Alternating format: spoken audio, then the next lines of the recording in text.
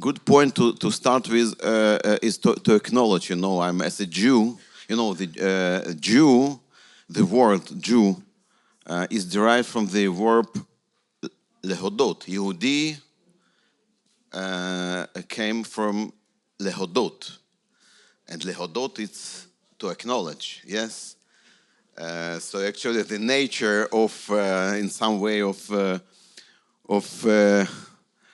us, of Jews, is to acknowledge, to say thank you. So thank you. Thank you, Johannes. I thank you for coming here and for being here and for supporting us. Yeah. תודה. תודה, it's תודה, יהודי, להודות, it's all this meaning to acknowledge, to thank, and thank you.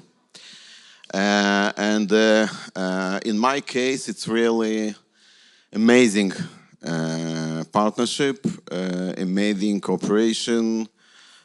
Some correspondent from one of the Israeli channels visited unexpectedly our office in Berlin and met Winfried. Unfortunately, he's not here, but it's our very significant, very important partner in Germany, Winfried Rudolph. And he called me after this meeting and told me, I couldn't imagine you are just a family. Yes, you're just a family. It's so visible, it's so touchable. You and Winfried and your team, and Judith, she also was and still is part and forever will be a part of our family. So it's amazing. So again, thank you very much. Now, during our meetings, conversations, with Johannes and with Winfried, we mentioning the word another, to thank, to acknowledge. Another common word we are using is miracle. So we are using this word, miracle. Also, actually, our meeting many years ago was kind of miracle, and our partnership is a kind of a miracle. And really, in this room, I can share with you that this sense of miracle is something following me for many years, for many years. Johannes asked me to focus on Russian-speaking issues of, Jewry.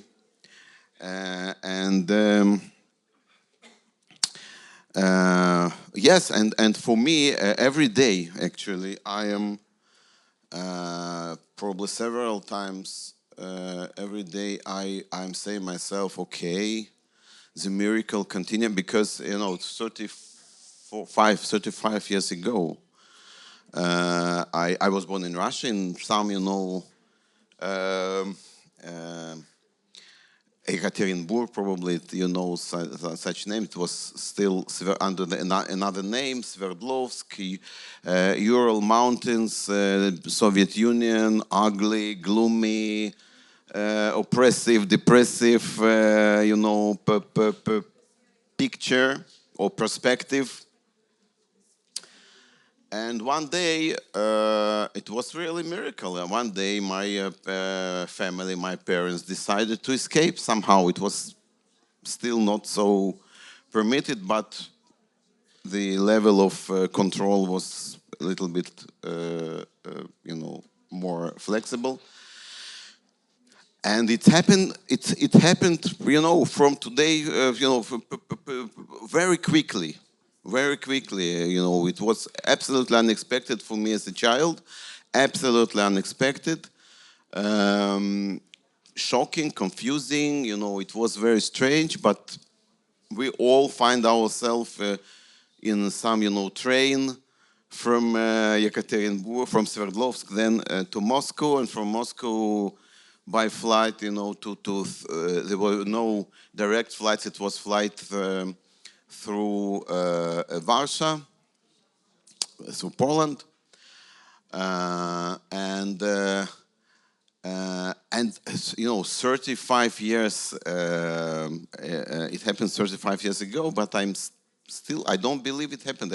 Every day I'm asking myself, what is it true? Is it real? Is it not real? I'm sharing you my real feeling. I live in Israel so long period. Was in the different positions. I'm graduate of different, programs. Mandel, I have PhD from Hebrew University. I have family, children, But every single day, I feel this, connection with that day 35 years ago, because it was definitely maybe most significant miracle in my life, and yeah, and this escape, and when I'm asking myself why it was Israel, because there were other options. It could, of this escape. Okay, they decided to escape from Soviet Union, but why Israel necessarily? Yes, and for them, and also for me, then I was not teenager. It was clear that it should be Israel. If escape from Soviet Union, so it should be Israel. Not any other option was not considered. Yeah, and I think it was thanks to very deep connection under Soviet, reality, and it was still very clear for my family that. This is the only option. Yeah. Now, other families, even from some circle. Now I'm I'm switching to the general picture of Russian-speaking Jewry. So other families then and later did another choice. Yes, many of them. Many of them did another choice, and many of them decided, for example, to immigrate to Germany. So their escape was to Germany. From the same city, I'm asking myself, what is the, the point bringing one family to go to Israel and another Jewish family from the same circle, same, town, environment, to choose another place. Yeah, I think that it's also a kind of a desire to escape for those who decided to go to other places, especially to Germany. I think what was the basic motivation, in addition to the motivation to escape from the Soviet Union, was a motivation to somehow to escape from their Jewishness. Unfortunately, it was because they thought, okay, if we are leaving, let's do it completely. Let's leave everything, what create negative, and anti-Semitism in Russia definitely was something negative. Let's escape from every possible negative, entity, content, or you name. And Germany looks very nice. It was, good climate, European atmosphere. It was a very understandable motivation to bring their children to some, European place of, free civilization, of nice cultural infrastructure. So it was kind of escape or attempt to escape. But what happened later, it was very interesting. It also kind of miracle, Johannes, because ironically, they especially young generation, yeah, their children today, yes, or today probably their grandchildren, um, standing and find themselves on the front line, struggling their identity because what it was not um, taken by by my colleagues who or my my generation going to the to Germany. What was not taken under the consideration is the very little point of identity. Yes, self identification, and then their children who children they brought or probably were born in Germany or in the grandchildren has today and during all this period very strong I would say crisis of identity. They don't they are not able to answer the most basic questions: who we are, who we are. Today, they are children, the children of children who landed in Germany 25, 30 years ago, came back to their parents from the school, from the kindergarten, and asking who we are. We are Russians? No, obviously not. Are we Ukrainians? Also not very, convincing option. Are we Germans? Are they Germans? They were born in Germany. Were born in Germany. Yes, but to say, for young, Jew in Germany to say, I am a German, it sounds very strange. Yes. Are they so actually who they are? Yes, and so okay, they some very weak, very unconvinced very answer. We are Europeans, but it's not. But it's not. It doesn't work. It doesn't work. So and then and especially these days, the pro-Hamas protesters in Berlin and other cities asking, reminding them and who they are. Yes, and it's again even this year we faced unfortunately huge tragedies. And the situation is still very, complicated. But it's also part of this huge, great miracle when people in Germany, these Russian-speaking Jews in Germany, first of all, they in Germany. Realize that more than ever and more than everywhere else that they are Jewish. They are Jews. It's amazing that in Germany, people who escape, who were interested, who tried to escape from their Jewishness, they actually find themselves fighting for their Jewish identity. It's in Germany, yes. And definitely Israel plays here a huge function because at this situation of identity crisis, of lack of any, good answer to the question who you are, okay, so they can say today, and then saying it's still not aliyah, it's still not immigration, but it's one step, forward.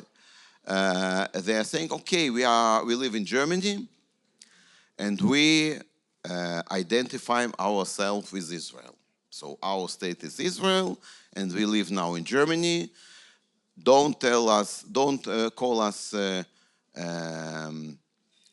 German Jews. We are not German Jews. We are Jews who live in Germany and identify themselves in ourselves with Israel. This is the configuration right now. If you will ask me, actually, what is my, understanding of their state of mind? This is the state of mind. We are Russian speaking, probably not. The third generation, they are not so Russian speaking. Jews living in Germany, not German Jews, Jews in Germany, and our country is Israel. This is the common answer, and it's a miracle. It's kind of miracle.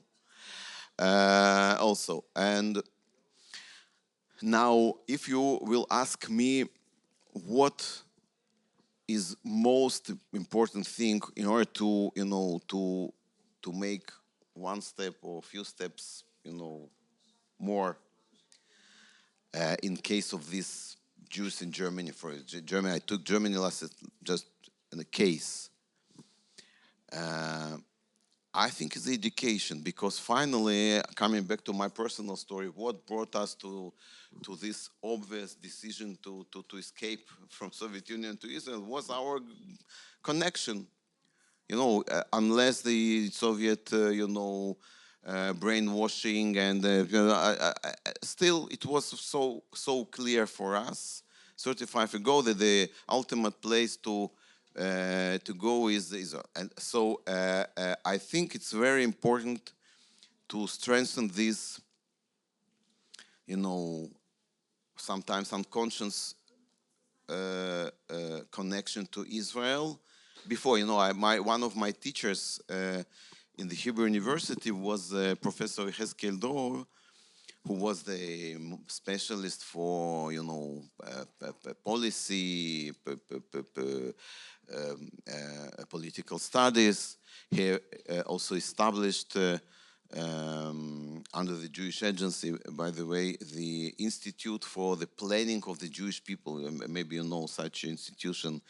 It's really very close to this hotel, probably 500 meters from here, within the campus of Hebrew University. So his very permanent recommendation was to be ready. To be ready, if the situation could be the opposite what you are desiring, what you are wishing, and it looks like some impossible scenario, but in your table, under your table, you have to be equipped by a very clear program, very clear plan. What you will do if some miracle will happen. So we don't know what will happen in Germany, and we don't know. You will see actually what is happening, for example, in case of Russia and Ukraine, and the situation is turbulent, and it's very important to prepare a plan. Yes, to be ready. We don't know how long it will take. It will take. It could take. Century, probably a couple of years, or probably it will happen tomorrow. You don't know, but you have to be ready with a plan. Yes, with a plan. What is it? It's not a plan, but there should be a plan. And I think the best thing we can do, talking about plans and preparations and is the Jewish education everywhere. Everywhere in Europe, in Soviet Union, to by the open, not manipulative way to bring the Jewish content in appropriate way, professionally, with all using all achievements of educational studies, yes, to Jewish education. I think it's no. Sometimes I hear people take me, okay, but let's do okay, but it's endless. You can talk about Jewish history, Jewish culture, Jewish something, and finally people will not move. And probably for some of them it's even comfortable. They are sitting in Germany, for example, and learning about some Jewish contents, and they feel belonging, and everything is okay. They don't need to make decisions and to move, or you name it. I think it's not correct. I think finally this is the plan. We don't know what will happen tomorrow. We see that some, quick, unexpected change could come tonight. And if you have significant mass of young, motivated, active people who are preliminary connected to their Jewishness, to Israel, to their Jewish identity, at the critical moment of choice, they will make the right choice. I think this is the oh sorry the option. So this is my general vision.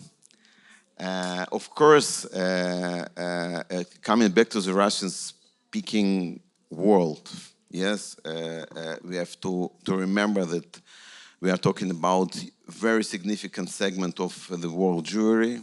We're talking about probably 3 or more million people, more than 1 million in Israel, Baruch Hashem, and around 250,000 in Germany, and around probably 1 million or maybe a little bit less in North America. And who knows how Jews still live in former Soviet Union, in different, former Soviet Union countries. And we see how the situation is unstable, and we see the wars. Who could imagine war between Russia and Ukraine? It's unbelievable. Yes, war between Ukraine and Russia, and a lot of Jews in Russia. There is significant increase in Aliyah from Russia. People who are from big cities. Even few years ago, the understanding was that okay, probably Russian Jews from Russia will make Aliyah to Israel from small periphery towns, but definitely not from big cities, because big cities in Russia, it's something very prosperous, something very comfortable. They have they all are part of the high society. It's impossible. And now the majority of people who are making Aliyah from Russia are coming from Moscow and from St. Petersburg. Yes. With the war on the background, and yes, and very delicate situation when you are so the same in Ukraine, and even in the United States. It's United States. I was used to say to talking about Jews in Germany. in the past I used this comparative analysis to saying, okay, in Germany, talking about the identity crisis, I used to say, okay, in Russian Jew in New York can say, I'm proud to be a Jew. I'm proud to be a Russian Jew. I'm proud to be American Jew, or not only American. I'm proud to be. I'm proud Russian. The Russian option, the American option, the Jewish option. Every option was excellent. In contrast to the situation in Germany, where every option was bad. I'm proud to be Russian in Germany. It's not. I'm proud to be German. It's not. Okay, but today, when we are watching all the, what happening in the campuses in the United States, yes, I'm not sure that all these, guys can say I'm proud to be, definitely not loudly and openly and visibly to say, okay, I'm proud to be American Jew. It's not so comfortable to say it. So, what finalizing my let's say short remarks, I would say the time this period is turbulent. It's definitely era of miracles, and we have to be ready and we have to act. And now the best way to act is Jewish education, which finally could bring, or the main things we can do in order to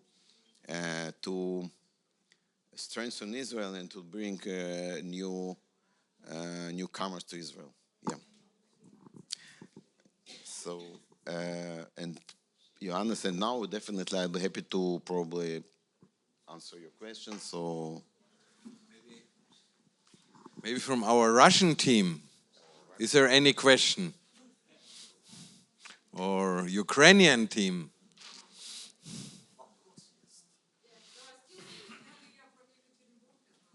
excuse me. Yes, still. Maybe all our Russian speakers stand up for a moment. So When I left Yekaterinburg, the common knowledge was that there is the number of Jews is around 15, 13,000, something like that. Since then, I think more than 50,000 Jews made Aliyah, and still, when I'm watching the statistics, how many Jews left in Yekaterinburg, I see more or less the same numbers. So, so, yeah, yeah. is there any other question from our Russian or Kazakhstan, or do you have any question to Michael? No, you know everything. You're on the ground. Yeah. Well, what I want to say, you can sit down again. You come in a moment. Our Russian team. It is so important, and we are so privileged to have Jewish people who like to work with us. I mean, if you look back 30 years ago, a little bit more, when Ebenezer started, that was not a common concept. That I think that Christians work with Jewish people. And 7 years ago, we opened the Israel Program Center in Berlin, which is half Ebenezer, half Jewish agency. They work together like it's one. Even sometimes I don't know, is it now Ebenezer, because they always change the people. And are you... so it's such a privilege. I think it's like a time, a special time, because what we heard before, it's all for God's glory, to bring His people home. So God somehow helped us, helped some Germans to understand the anti-Semitism that we have to overcome. And somehow He did a miracle in the Jews to receive us. I mean, if I said it before, if I would be Jewish, to sit with Germans in the same office, it would feel maybe very weird. But I don't know how it was for you. No, it was again, for us, it's a really great privilege. And to say frankly, also in Israel, the situation is the picture is complex. It's not our life is not something simple, unfortunately. Finally, it's very simple. There are bad guys, good guys. So finally, it's simple. Yes.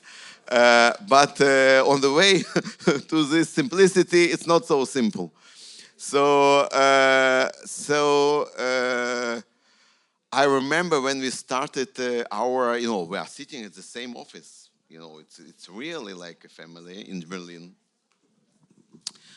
And I think there was many years ago, there was some rumor that, people ask me, wow, you are sitting in the church? Are you sitting in the church? Jewish agency is it, situated in some church or whatever? Some crazy,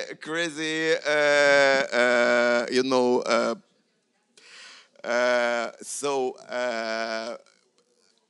Again, it's really a big privilege, great privilege. It's great partnership. It's a real friendship, real partnership. It's not something, for that reason, this reason. It's real partnership, real friendship, and real,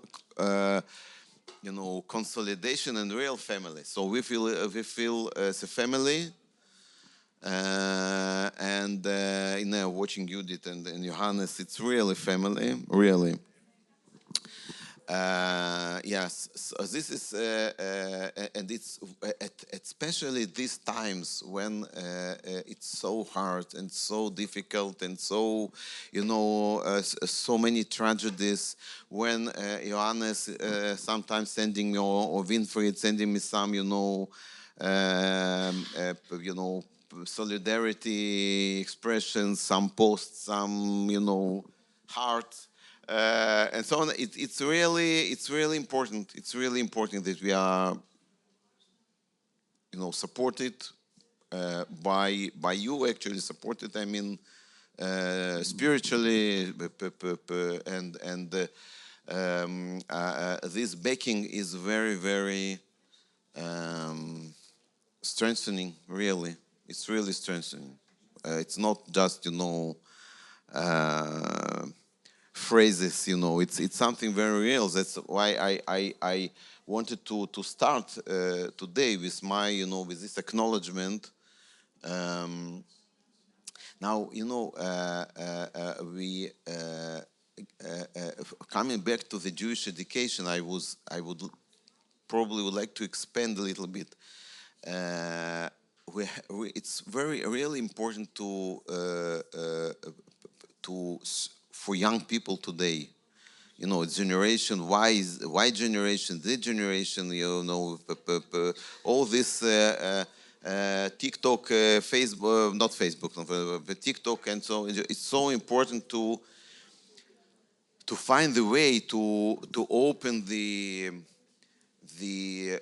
doors somehow, not doors, but at least a small window, yes, to the Jewish heritage. It's amazing. We are talking about Europe, for example. It's the amazing Jewish heritage in Europe, and I think this connection to the Jewishness should recruit this heritage, to understanding of this heritage.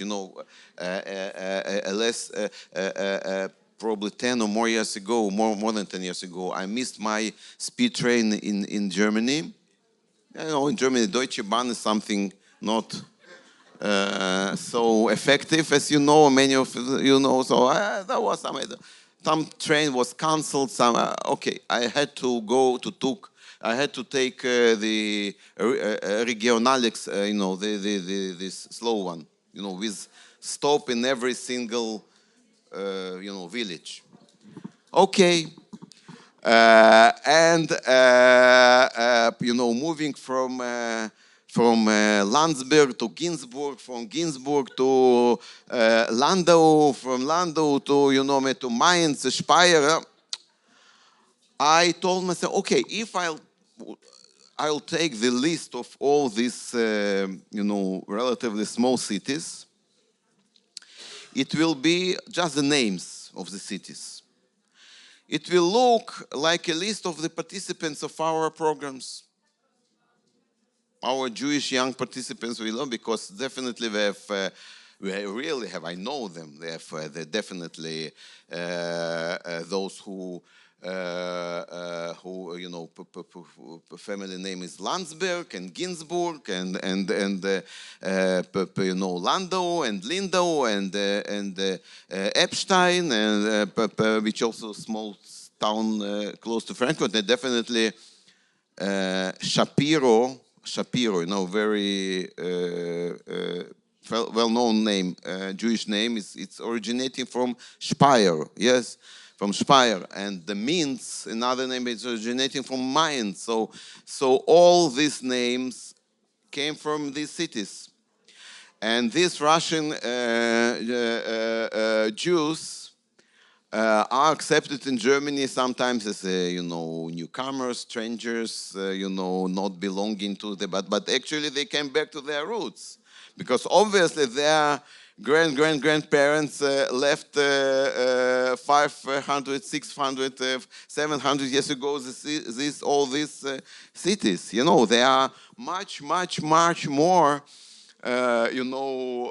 connected to all these towns probably than their current citizens. Yes.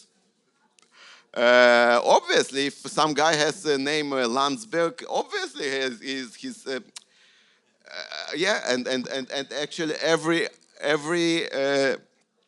medieval town in Germany or in Switzerland or in any, somehow, it's so and it, you couldn't understand, couldn't believe how powerful was when I shared this, understanding this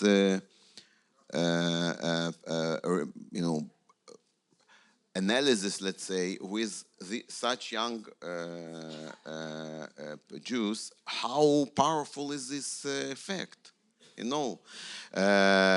what motivation, strong motivation, just this fact, this remark could create in order to start this search of heritage, family heritage. Today a lot of Jews in Germany, a lot, making this DNA DNA test. If you know what I'm talking about, DNA test, and to find the percentage of Jewish, genetics in. So it's.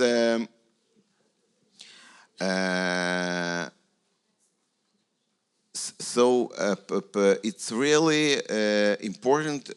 I'm just sharing with you this, these concerns that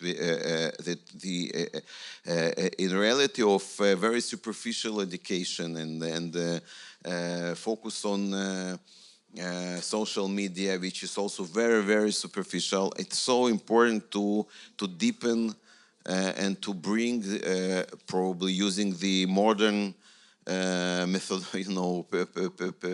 educational ways, but to bring this Jewish content and Jewish heritage to the young generation. I think it's today it's one of the most important tasks, because people are don't know, okay, and they it's especially in diaspora, but also in Israel. It's very and at this point we also can find our common language. I think it's also very important for your communities and your children, yes, to deepen in the search of the heritage, and yeah. Uh, uh, uh, um, and by the this heritage motif is so powerful. I would say we in Germany we are operating a special program under the name of Jewish Heritage, and as part of this program we are organizing expeditions to different regions of Europe. The last one was to Greece, yes, to Saloniki, for one of the Greece generally, and especially Saloniki, because it was a place with very, very, prosperous Jewish community. Saloniki. It's less known because we are talking in Saloniki. It's Sephardic Jewish community, not Ashkenazi Jewish community, and definitely it's less known for Russian-speaking Jews, generally in Germany specifically. And it was kind of discovered, this amazing heritage of this Saloniki community, and we met the group. I'm just sharing with you, it's how somehow spontaneous thoughts, but we met amazing in the synagogue. In the synagogue, one of the two, surviving synagogue in Saloniki, we met a couple, and the wife, wife and husband, and they suddenly, spontaneously took the place, on the bima, on the, in the synagogue, and they told about their family that in 1943, the community, 55,000 Jews in Saloniki, they were informed, let's say, by the Germans, the German, Nazi authorities. They were informed that they all will leave to Poland. Yes, to Poland. And they decide. Okay, they definitely they were sad, but they told themselves, okay, but 55,000 people who can, it couldn't be so dangerous, because no one will be able to kill 55,000 people of the same. It's impossible. But one family, one guy, actually the grandfather of this, a wonderful woman we met in Saloniki in the synagogue. He told, I'm not going to Poland. We are going to Athens. In Athens. We are going to Athens because Athens was under the Italian occupation, not German occupation. It was not so dangerous. But it was very dangerous to go there. And it was very dangerous to finally Germans, also there, occupied also Athens. And the whole family tried to convince him, it's crazy. You will go to Athens alone. Go with us. We are 55,000 people. What could happen to us? Yes, and it's crazy to go to Athens. Think about your daughter. He said one daughter, 10 years old then. Yes, in 43, one 10 years old daughter. Actually, this daughter is mother of, and she's still alive. She's 94 or something like that, 90 something. But she insisted to send first. He sent her daughter, and then they somehow joined them, and they survived. And the 55,000 Jews in Saloniki actually did not survive. Yes, in Poland. It's amazing story. I have, by the way, I'll send you, probably to the, after these stories, they started to think. these couples, they started in the synagogue, they started to sing some, ancient Jewish song in Ladino about farewell, about, separation farewell song. I'll send you, Johannes, or even I don't know if the equipment permits, I can, just now it's really touching.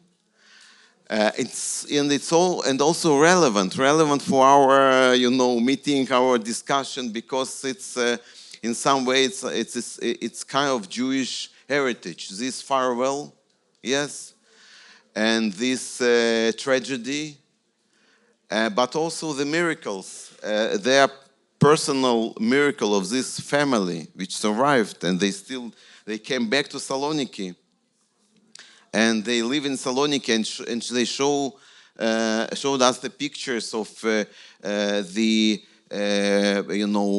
weddings and bar mitzvah in this synagogue, generation after generation. It's the same place. And I have to say that for the not Sephardic, not Ladino-speaking, Russian-speaking group from Germany, such case is amazing and powerful. And they were also Americans there, a big American group. It was before the election in the United States. And there was a huge group from United States. It was not something which we planned, but okay. And there was some communication. I told them, okay, you are facing the election. They, yes. I told them, okay, so you also now have to decide where you're going, to Poland or to Athens, yes? And yes, and everyone will take it to the right place, and we were shocked by this sentence. I think they understood my hidden yes. So, but it's also kind of miracle, by the way. The elections, the result of elections, hopefully, it's kind of a miracle. Yes, and I'll send you, Johannes, this very, very touching song in Ladino, and I'm sure it will inspire you, and as it's inspiring me, and it could be also my small, it's a gift for your amazing community and